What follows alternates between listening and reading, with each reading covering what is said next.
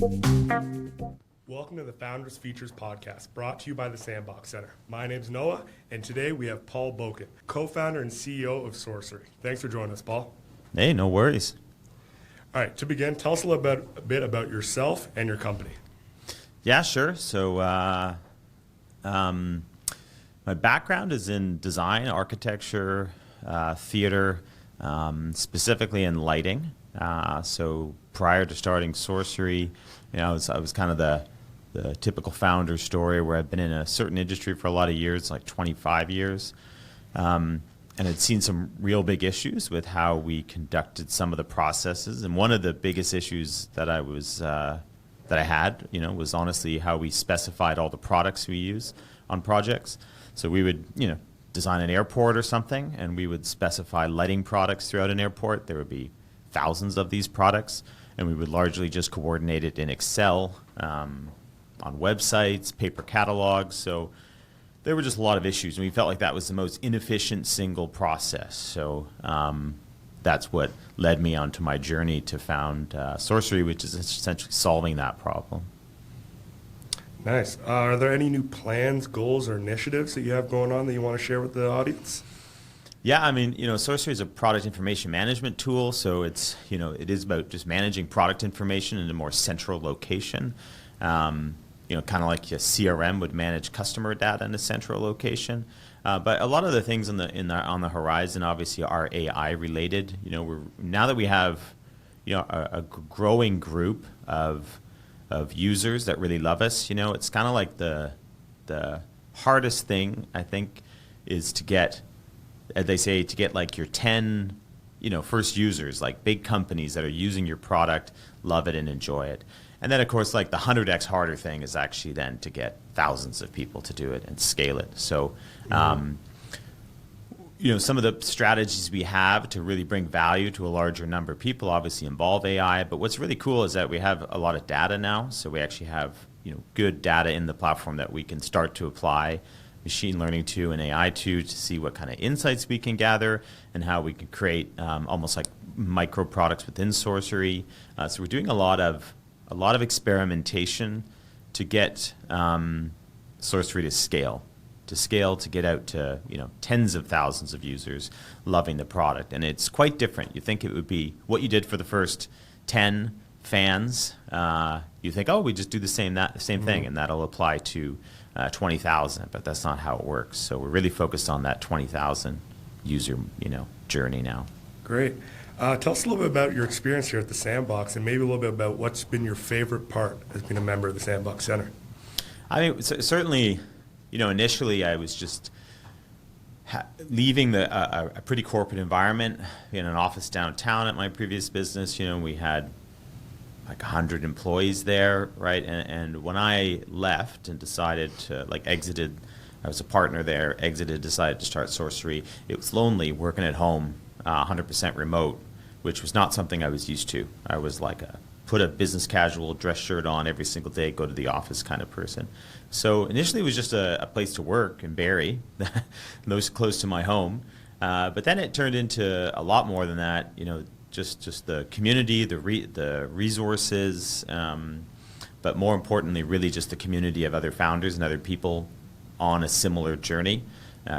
Going to the having someone sitting beside you that's also running a startup, and having a conversation, I think, is a lot more value than actually sometimes sitting with a coworker that works in the same company. It's kind of cool to have coworkers, talking to them at events, talking to them at the coffee station, talking to them at the desk that are other business owners. I've never experienced that in my life. Coworkers to me are other people that work in your company. And usually for someone like myself who's been in a leadership position for a decade, it's someone that works for you, right? So it's a very different relationship. But here it's like we're all on an even playing field, and it's just a great community. We share resources. Have you tried this? Try that. Have you seen this grant? Have you connected with this person? I've now hired one of my probably 2 fractional people that I've met at the Sandbox, that run my product side of the platform as well as business and accounting. So I've also, met people that I've hired, which is awesome. Now let's transition into the Founders Feature. The Founders Feature is a quick 3-question segment where we find out a little more about our interviewee's business mind. Question 1, What's the most underrated leadership quality in today's business world? Oh, wow, that's a great one. Honestly, I think it is working with. I think it's working with people, like really understanding how to work and collaborate with people. Like a lot of coming from the construction business, like I'm such a people person, and I love just really trying to understand a person. Look past maybe some of the things that they present in front of you, whether it's someone who might be hard to work with, as an example, or an employee that you can't get to perform well. Like I think. Sometimes we obsess about solving business problems as business people, but I think it's really good if you can get excited about solving people problems. Like I get a really tough person I'm working with, and I'm like oh, how can I figure this person out? Or a person who's yelling at me on the phone instead of getting angry. So I think it's those soft skills and the people skills that some people think, oh, I could just work hard and I know my stuff and I'm technical. It's not enough. The soft skills, and also that works for selling too. That really works in selling.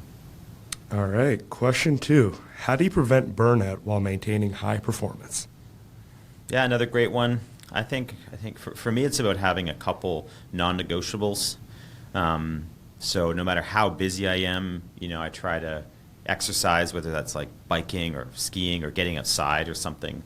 So I have a couple like activities that I do outside all seasons, and they're like non-negotiables. Like there's nothing that stops me from getting one of those in at least a couple times a week, if not one at minimum. So I think they ground you, and they're you things. So you got to find a couple of those things. So it doesn't have to be a fancy hobby. It doesn't have to be even athletic in a way.